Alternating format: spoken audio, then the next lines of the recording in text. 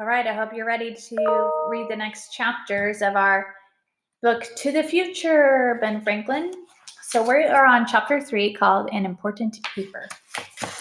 Stop, said Annie. We turn here onto Fifth Street, then take Chestnut Street. Jack and Annie trudged through the heat until they came to Chestnut Street. It was much quieter and calmer than Market Street. Look, that's it, said Jack. He pointed to a brick building with paned windows and a tall bell tower. A sign in front said Pennsylvania State House. Great, said Annie. So this is the plan. We say we're delivering Dr. Ben's midday meal. Then, to get his attention, we say we're from the press. That's what the rhyme tells us to do. Got it, said Jack. Let's go. Jack and Annie walked up a pebbled path to the State House. When they reached the brick building, they knocked on the front door. No one came to let them in.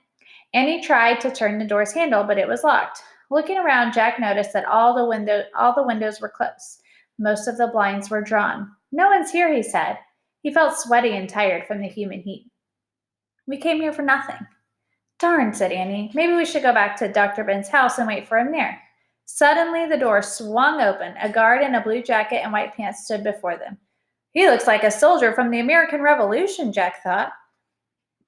No guests are allowed to enter, the guard said. But, sir, we're not guests, Annie said politely. We're delivering a midday meal to Dr. Ben. It's from his daughter, Miss Sarah. All right, come in, said the guard. He moved away from the door. Thanks, said Annie. She and Jack stepped into the building. The doctor is in the assembly room, the guard said. Wait outside the room until they take a break. Yes, sir, said Jack. Jack and Annie tiptoed down the dark, shadowy hallway. Listen, said Annie. Loud voices were coming from a room ahead. The door was half open, so she and Jack peeked inside. This must be the assembly room, whispered Jack. The large room had high ceilings and 2 fireplaces. The tall windows were framed by heavy drapes. Men sat at tables with green tablecloths. They wore long jackets and shirts with white ruffled collars. They had hair that came to their shoulders. At the front of the room, a white-haired man sat on a raised platform in a high-backed chair. He seemed to be in charge. Another man stood at a front table, hurriedly writing. Several men were talking. Gentlemen, you are wrong. And there's Jack and Annie peeking in the room. And you can see the men wearing their ruffled shirts. No, you want to give too much power to the national government. He's correct. But we have no Bill of Rights or freedom of speech. What about trial by jury? The man in charge banged his gavel on his desk. Order, he said. Raise your hands if you wish to speak. What's going on? Annie whispered to Jack. I'm not sure, whispered Jack, but I'll check our book. He reached into his bag and pulled out their Pennsylvania book. He opened it to the chapter called Old Philadelphia, and he turned the page. Whoa, said Jack, and he showed Annie a painting in the book. Look, it's the same. Annie looked at the painting, and then back at the men in the room, and then back at the painting. Whoa, that painting is this very meeting, whispered Annie. What's going on? So they read silently in the book about the painting. In 1787, after the Revolutionary War, America was made up of 13 separate colonies. Each was like a different country. Would the colonies remain separate, or would they become a nation of states? That summer, 55 delegates met in Philadelphia to answer the question. James Madison took daily notes on the meetings, and in the end, he wrote America's most important document. Oh man, thought Jack, he understood everything now. Annie, I get it, she whispered. She repeated a line from Morgan's message. A paper must be signed. I know.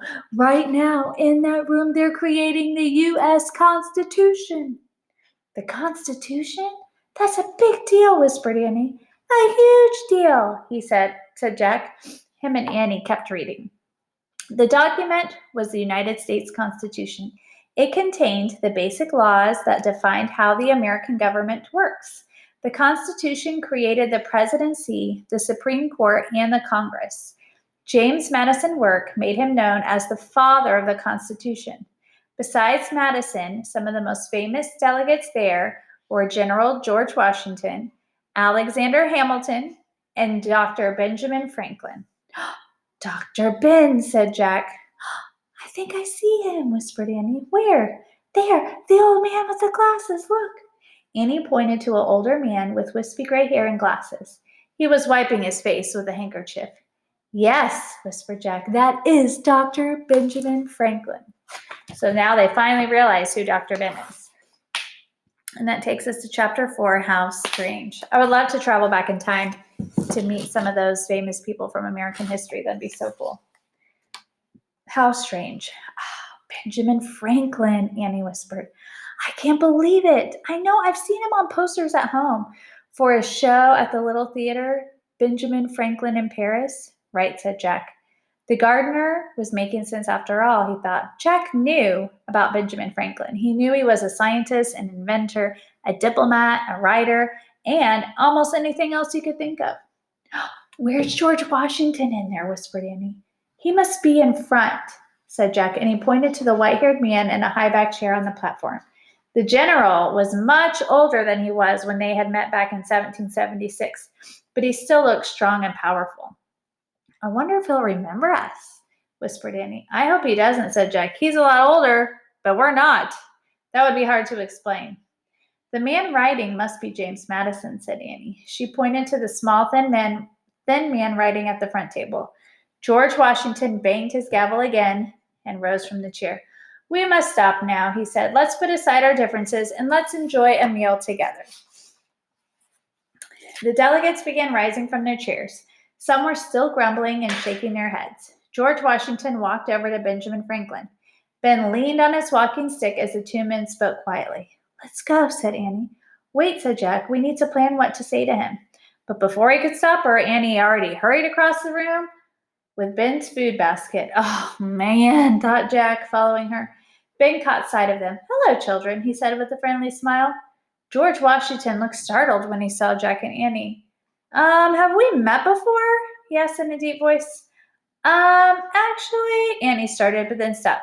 Jack just shook his head. And there is Jack and Annie.